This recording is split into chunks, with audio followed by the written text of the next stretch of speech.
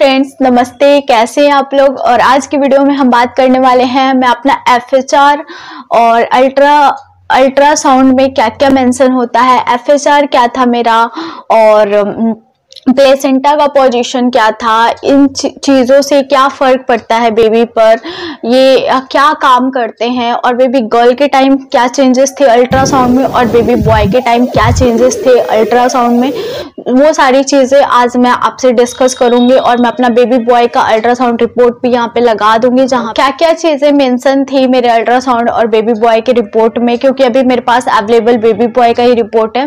Baby girl में placenta क्या था, बेबी बॉय में प्लेसेंटा क्या था, FHR कितना कितना था मेरी प्रेगनेंसी में, तो सारी चीजें आज हम इस वीडियो में डिस्कस करने वाले हैं। तो अगर आप मेरे चैनल पे पहली बार विजिट किया, अगर आप मुझे पहली बार देख रहे हैं तो मेक श्योर करें कि मेरे चैनल को सब्सक्राइब कर दे, मेरे वीडियोस को लाइक कर दे, अच्छा लगेगा तो जरूर लाइक कीजिएगा, शेयर कर दे, स्पेशली उन लेडीज के साथ जो प्रेग्नेंट है तो उनको बहुत ज्यादा हेल्प मिलेगी मेरे वीडियो के माध्यम से। और आपका कोई क्वेश्चंस होगा तो जरूर लिख दीजिएगा नीचे कमेंट बॉक्स में, मैं सारे क्वेश्चंस को रीड करती हूँ। मुझे बहुत अच्छा लगता है आप लोगों का कमेंट्स का रिप्लाई करना, आप लोगों का कमेंट्स पढ़ना। और मैं ये बस बोलने के लिए नहीं बोल रही हूँ, मैं सही में पढ़ती हूँ और सही में मैं सबके रिप्लाई भी करती हूँ। एक आध छूट जाते होंगे तो वो रह जाता है कभी कभी, बच्चा है तो उसमें मैं फंसी हुई हूँ, फिर उसके बाद कमेंट्स नीचे चला गया, चेक कर रही हूँ और अगर मैं देख रही हूँ तो अगर आपका उस टाइम पे कमेंट आता है तो मैं सबके रिप्लाई कर देती हूँ।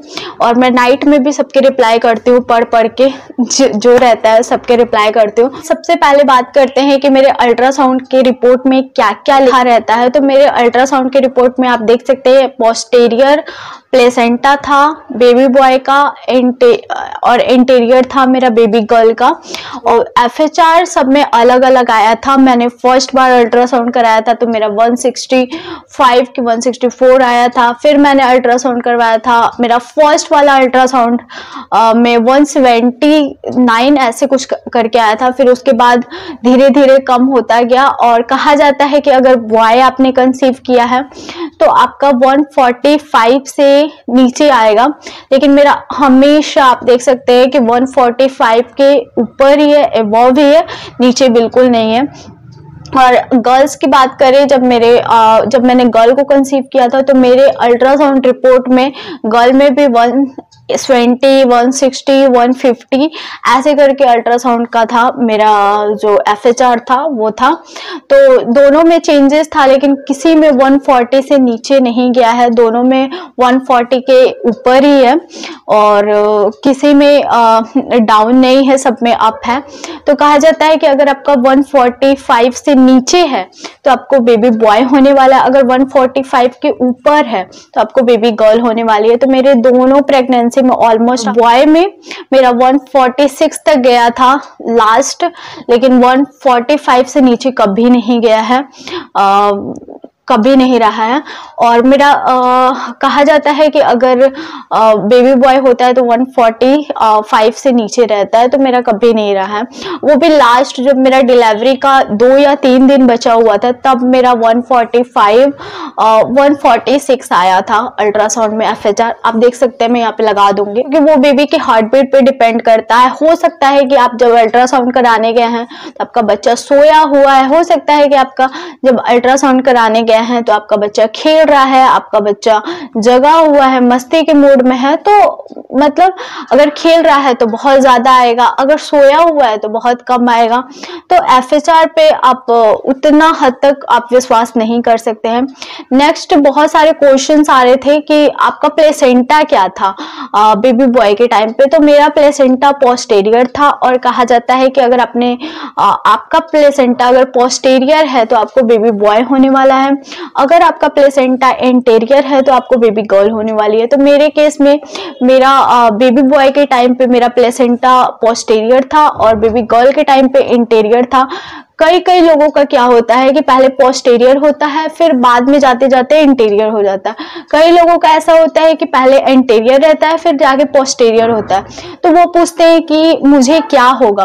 तो देखिए, प्लेसेंटा से आप डिसाइड नहीं कर सकते हैं, लेकिन अधिकतर केसों में देखने को ये मिलता है कि चेंज नहीं होता है, लेकिन बहुत सारे केस में ऐसा भी होता है, बहुत सारे लेडीज की प्रेगनेंसी में, कि वो चेंज भी हो जाता है प्लेसेंटा। प्लेसेंटा का काम क्या होता है, वो बेबी तक सारे जो विटामिन है, खाना है, जो भी चीज पहुंचाता है, बेबी ग्रोथ कर पाता है, सब प्लेसेंटा की वजह से ही। वो एक ऐसा चीज है जो माँ से बच्चे को कनेक्ट रखता है, प्लेसेंटा।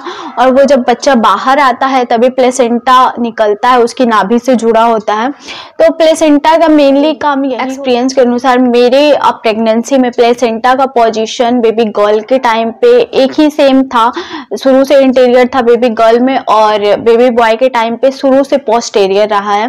तो दोनों में चेंजेस नहीं हुआ है, जो स्टार्टिंग से रहा है वही था।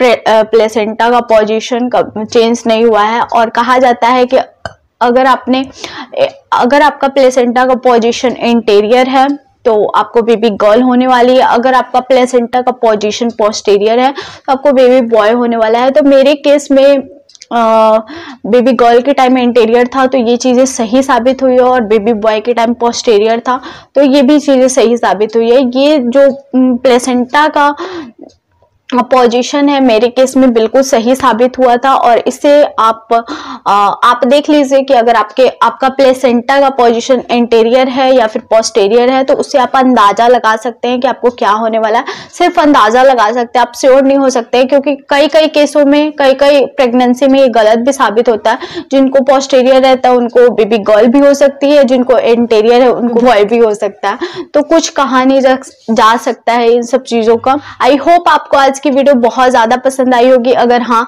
तो मेरे वीडियो को थम्स अप जरूर दीजिएगा, सब्सक्राइब कीजिए नीरू ब्यूटीफुल कॉर्नर को।